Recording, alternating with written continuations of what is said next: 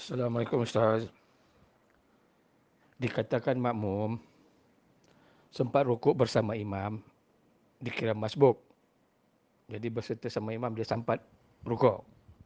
Jadi dia kira rukuk, dia kira dapat satu rakaat. Tapi seandainya orang terlalu ramai, dia duduk di belakang sekali, dia sampai-sampai imam makmum semua rukuk, maka dia takbiratul ihram pertama, lepas tu takbiratul apa namanya, yang nak turun tu pakai intikal, dia pun bikin itu.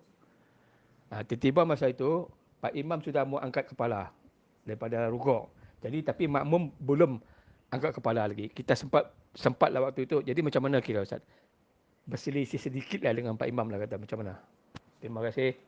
Assalamualaikum warahmatullahi wabarakatuh, Encik Din.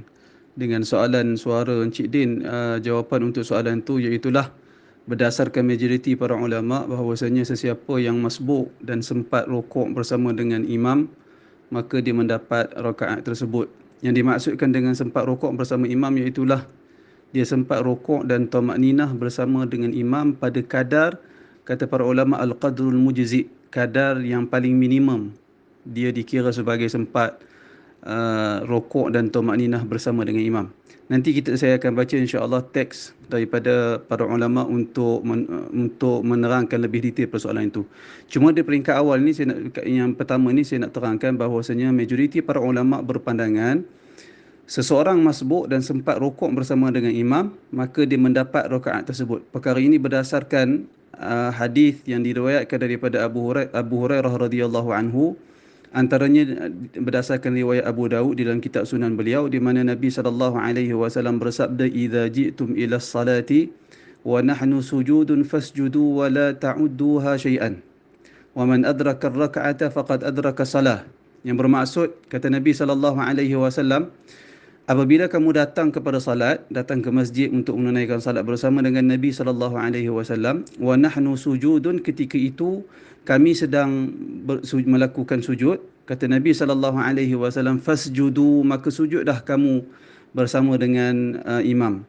Wala ta'udduha syai'an, dan perbuatan kamu sujud bersama dengan imam itu tidak dikira apa-apa. Maknanya perbuatan sujud itu tidak menyebabkan masbuk tersebut mengira perbuatannya sebagai satu rakaat, tak dikira.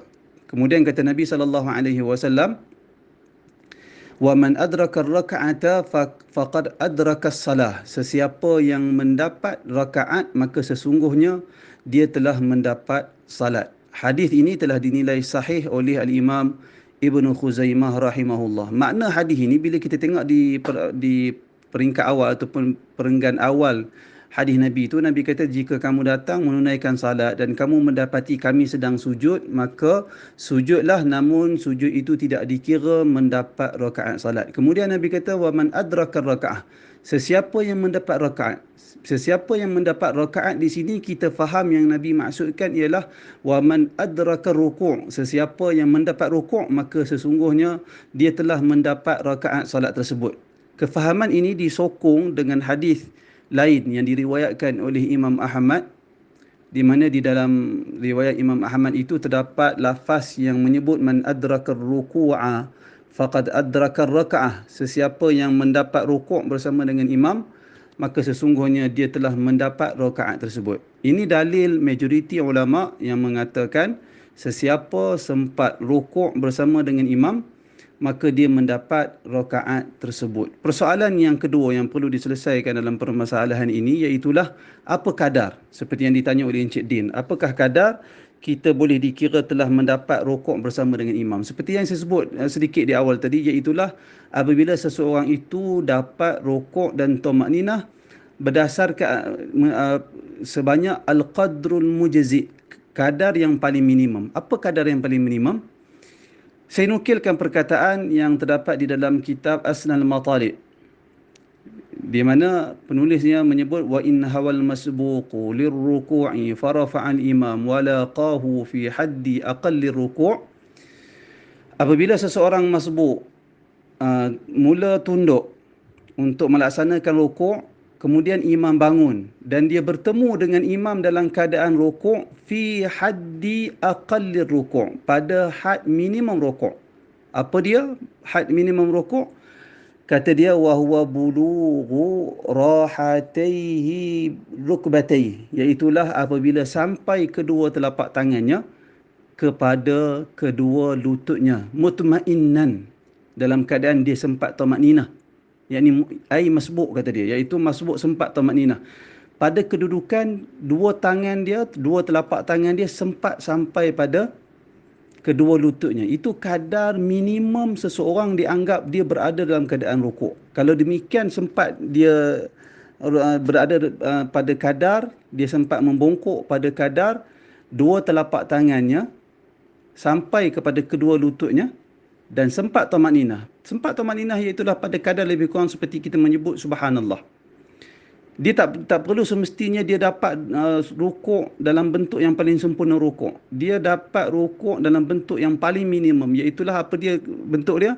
Apabila dua tangan dia sempat dia bongkok pada kadar dua tangannya sempat menyentuh ataupun dia sempat meletakkan kedua telapak tangannya ke atas kedua lututnya. Kalau dia dapat sedemikian, ajza'ahu wa illa fala. Jika dia dapat keadaan sedemikian dan tamakninah, maka dia telah mendapat rakaat tersebut. Wa illa fala, jika dia tidak dapat keadaan tersebut, maka dia tidak dikira telah mendapat rukuk dan tamakninah bersama dengan imam. Walau syakka, kata dia, walau syakka fi liktifa ay fi idrakil haddil mu'tabar qabla irtifa'il imam lam yakun mudrikan. Dan tidak diragui bahawasanya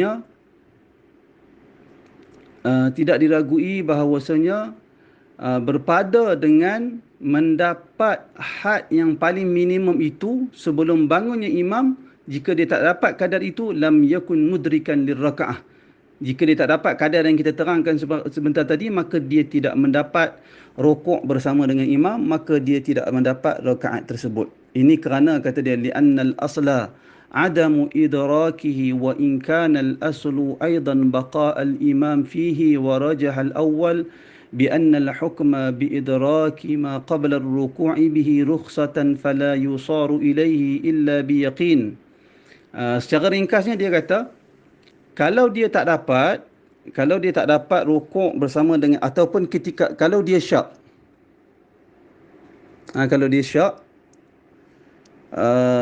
maknanya kalau dia syak, maka dia hendaklah membina salat dia itu atas benda yang yakin. Iaitulah yakinnya apa?